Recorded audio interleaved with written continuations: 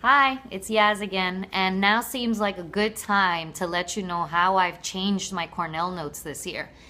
So I've been using Cornell notes for a good 3 to 4 years now. I want to make a huge push for my students to learn how to take notes, to start taking notes on their own.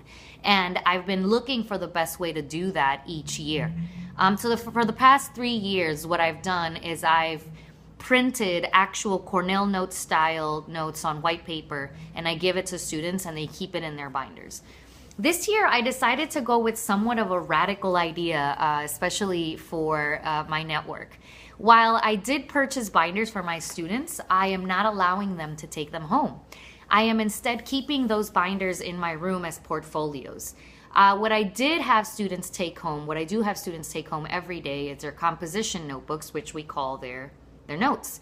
And they are to take their notes, Cornell note style, every day. They are creating their own notes. I've attached some screenshots to this particular section of this lesson because this is the lesson when I ask students to start writing down some rules for adding and subtracting integers.